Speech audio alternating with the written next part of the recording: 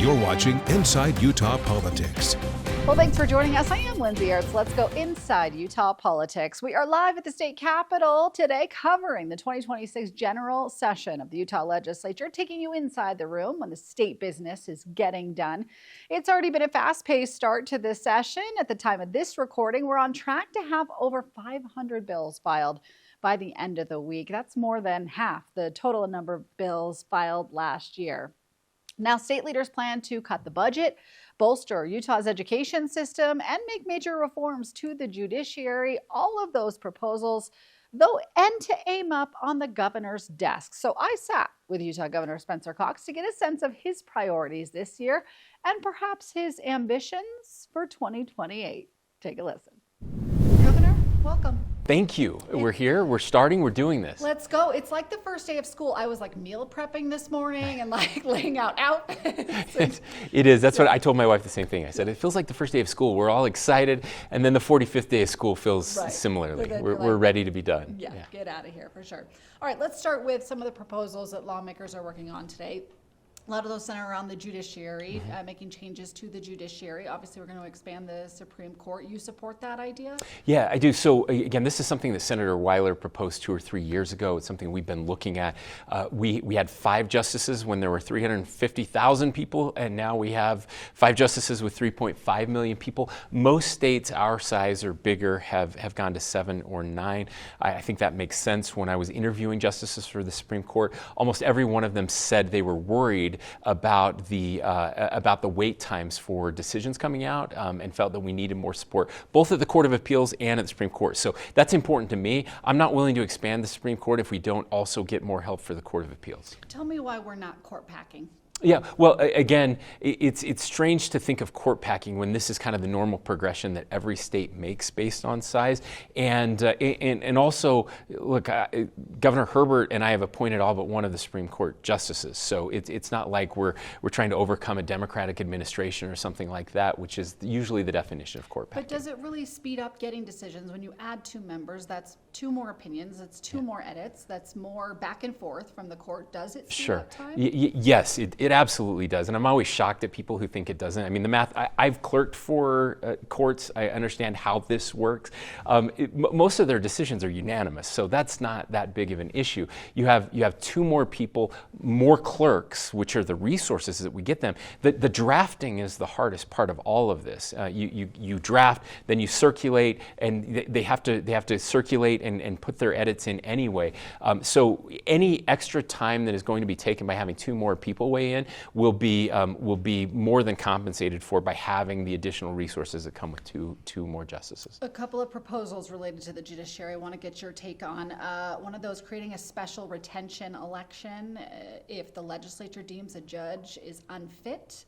And then likewise, a proposal to increase the threshold for retention elections to 67% as opposed to a simple majority. Yeah, I'd have to look at those. Look, we've made lots of changes already to the judiciary. This is one of the mistakes the legislature makes all the time, is they try to fix a problem and then they don't allow the fix to actually happen. We've already made changes that are changing the judiciary. I'm wary of others. Obviously, I will look at those changes and see if I feel like they're the right kind of thing that will make it better. The legislature already has, if they have a problem with the judge, they have the option to remove a judge. They can impeach a judge. I don't know why we need to add another layer to that. Okay, interesting. There's also talk of a new version of Amendment D, which basically curbed the power of initiatives. What do you want to see from that language as it's proposed as a constitutional amendment? Well, we'll be working on that together with the legislature. We want to get it right. I want to see the right balance between the power of the initiative and the power of our elected representatives. I feel like a lot of people feel like that balance may have gone too far one way originally with the legislature, and then with this latest court decision swung too far the other way, where now that power of the initiative is much more powerful than the legislature, which was never the intention of the founders. And so let's work together to figure out what that balance is, so that the power of the people is inherent in the legislature and in their ability to pass an initiative. And I think we can get there. I don't know exactly what that is yet, but we're working through it. Obviously, we're in the middle of a redistricting case, but what do you say to those who feel like the legislature comes in here and changes the rules in the middle of the game. Yeah, well, what I would say is, again, that's what legislatures do. We don't have an initiative process at the federal level. Only about half the states have some sort of process like that.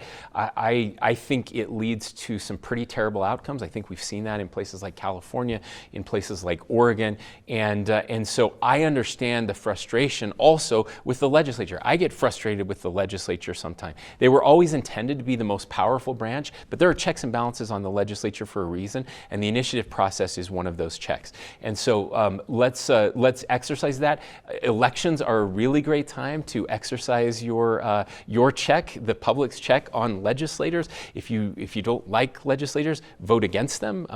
Get other people to run, support other people who are running, and you actually can make a difference. Let's talk taxes, shall we? Sure. Everyone's favorite topic. Yes. And we'll not put people to sleep here. Income tax proposal cut, property tax changes, gas tax lowering.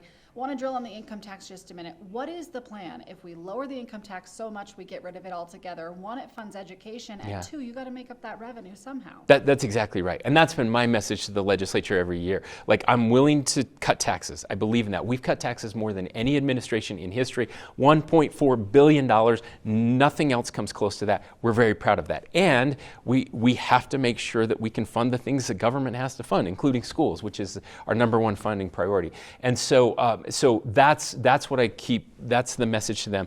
If we're going to get rid of it, what are we going to replace it with? Because you can't just get rid of it. It doesn't work. It doesn't pencil out.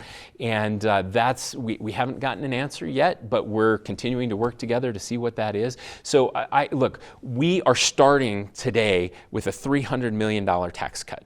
Today, because we're a conformity state. So that's $300 million, a huge tax cut, one of the largest in our state's history, and that's right off the top. So if we're going to have tax cuts in addition to that, we're going to have to be very careful about what that looks like and make sure that we are able to do the things that the citizens of Utah expect us to do. It's also $300 million we're not collecting in revenue. That's exactly right. Yep, that's exactly right. So do you feel the need to cut income tax this year? Because you did not call for it in your budget proposal, and that was notable. Yeah, well, look, what I feel the need to do is see what the new numbers look like. Again, we're operating off old numbers, so in February we'll find out what kind of a year we really had, what the revenues look like, what we're anticipating for the coming year, and that will help us decide, do we have sufficient, do we have enough that we can do an additional income tax cut? And if not, then I won't be in favor of it. But if there is, then sure, I will support that. And number two, again, what is the path and the plan forward? What does that look like every year? And that's something I hope we can nail down together this year. You mentioned education. Some educators and advocates feel like the legislature is meddling too much in education, getting in there and being nitty-gritty with what teachers can teach and how they can say things. Do you feel that way? Well, I feel like we've been working hard on getting that balance right.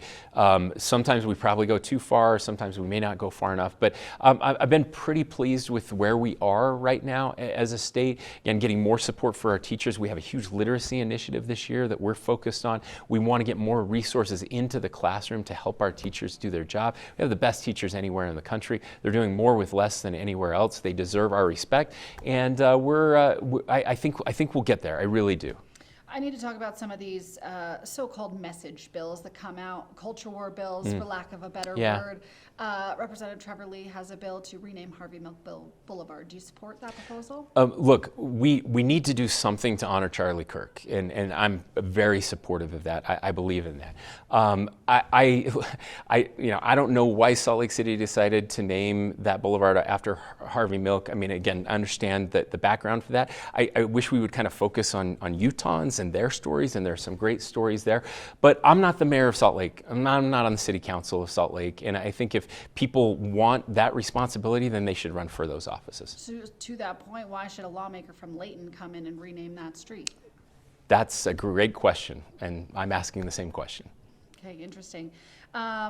We've had some really bad air quality for the last little bit. Yeah. You have the ability to call a TravelWise workday. We haven't seen that happen yet. Is that something you're considering? Why haven't you called it yet? Yeah, so we've looked at that. So that's something that was built into statute. What we found was it didn't make any difference. We couldn't see any changes, any measurable changes in when we implemented those. So that was a great experiment, and it turns out it's an experiment that really didn't do anything, that didn't work for us. So that's the reason. I think this is my final question, but are you running for vice president? Of what? The United States. Oh no, I'm not. I didn't know that was an option. Is that something we do? Well, you've said over and over you're not running for president. Yeah. I'll take you at your word, even though you're writing a book and you're getting all this national press. But you've never said you're not willing to be on a vice presidential ticket. Oh, that's because no one's ever asked me that. So no, I am not running for vice president. If someone asked you, would you consider it? I don't think so. No. I'm really glad to be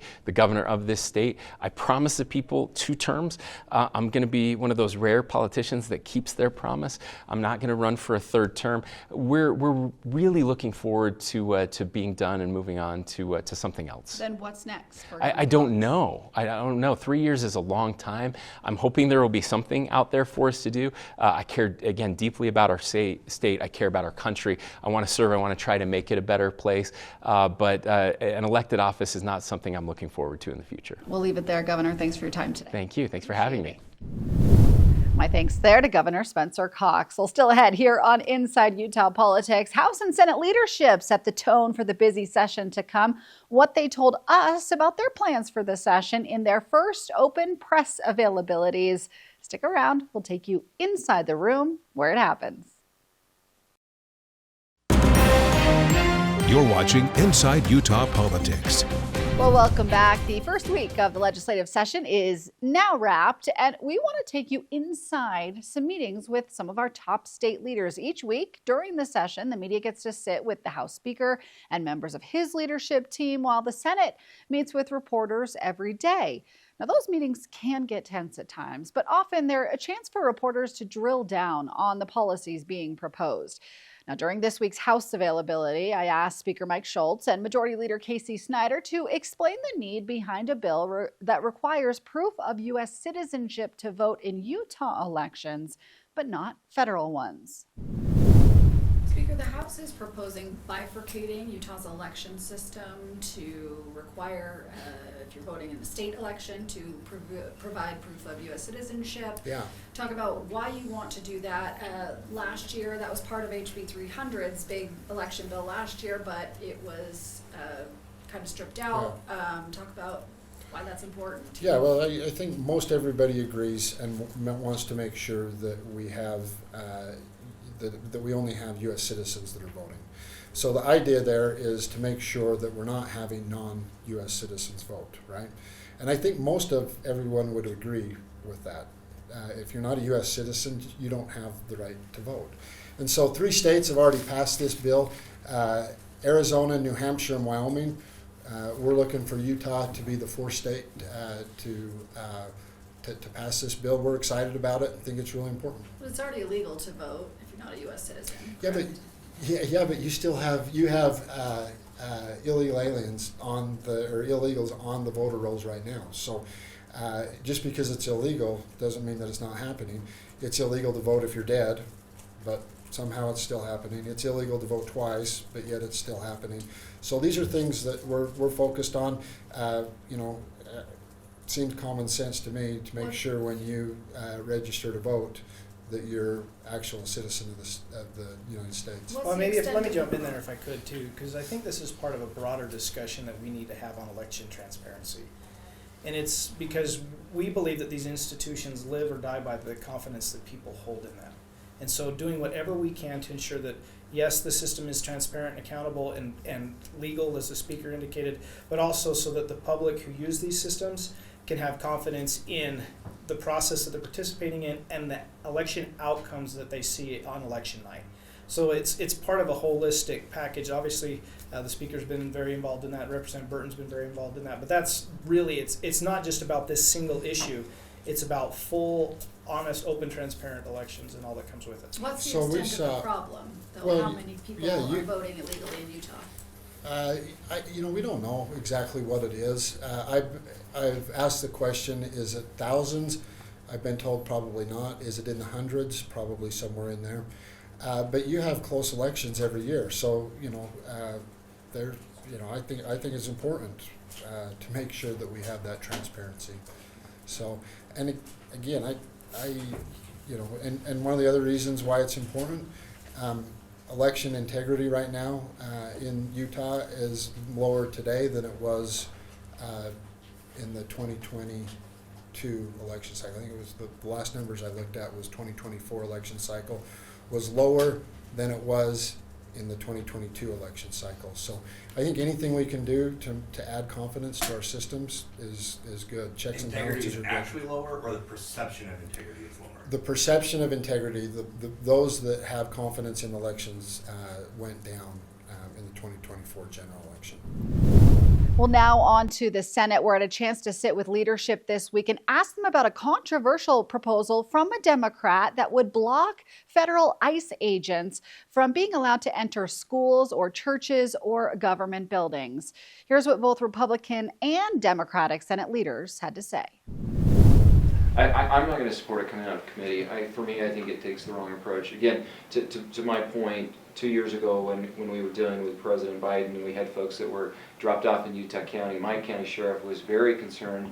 He was concerned by the lack of cooperation with our federal partners. I think this bill kind of calls out for a lack of cooperation. I think that's the wrong approach. I think we need to be working with the federal government, and I'm concerned by taking a hardline approach like that. I think it sends the wrong message. I want my local law enforcement to be involved. I want my state folks to be involved, and I think it's just the wrong direction. Sounds like the same way. Yes. Sounds like we're going to have a good committee this afternoon. So I'll take another question. You support ICE going into churches or government buildings? No, that's not what I'm saying. I think we need to look at the policy itself. What concerns me is the approach of the bill. Right away, the approach of the bill is to have just no cooperation with our federal partners, and that concerned me with the last administration. And we need to be working with our federal partners. We do that. We had a historic agreement signed with the United States Forest Service recently where we worked with them and sending a message that we're not going to work with our federal partners. I think it's the wrong message across government. Well, coming up here still on Inside Utah Politics, President Donald Trump says the U.S. is working towards a plan to manage Greenland. We go through the top lines from his address to the World Economic Forum in Davos. Stay with us. You're watching Inside Utah Politics.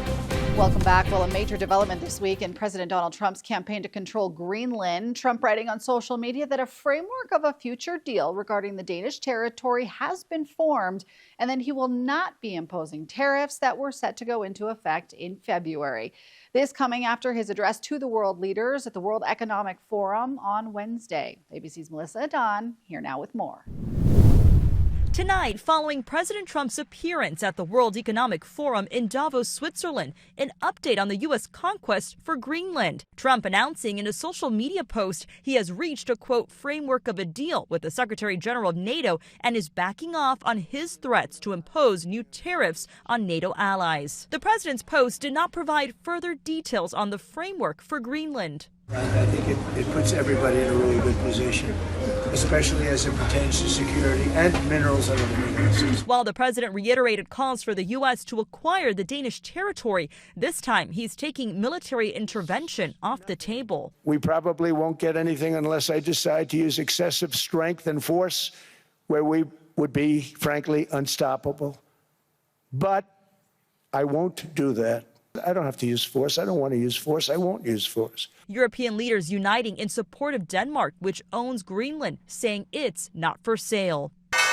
And tonight, U.S. stocks closing higher after the Dow fell 870 points yesterday. Trump acknowledging the drop, but saying Iceland instead of Greenland. They're not there for us on Iceland, that I can tell you. I mean, our stock market took the first dip yesterday because of Iceland. So Iceland's already cost us a lot of money. During an interview with Fox News, NATO Secretary General Mark Rutte says the U.S. ownership of Greenland did not come up during his meeting with President Trump. We very much focused on what do we need to do to make sure that that huge Arctic region, where change is taking place at the moment, where the Chinese and Russians are more and more active, how we can protect that. That was really the focus of our discussions. Melissa Adon, ABC News, Los Angeles. Well, that does it for today's Inside Utah Politics. Stay in touch with us on social media, please. You can find me on X, Threads, Instagram, Lindsay On Air, Lindsay spelled with an A. You can also find Inside Utah Politics in podcast form wherever you get your podcasts. And if you're looking for more national political coverage, check out our Political Power Ranker. Our next our national political director and the head of Emerson College polling look at who's up and who's down in the world of politics based on that data. We carry that for you on our free TV streaming app. It's called News for Utah Plus. We have more Inside Utah Politics analysis there as well. You can download that on Roku, Amazon Fire TV, and Apple TV. Well, thanks for joining us. We will see you next week.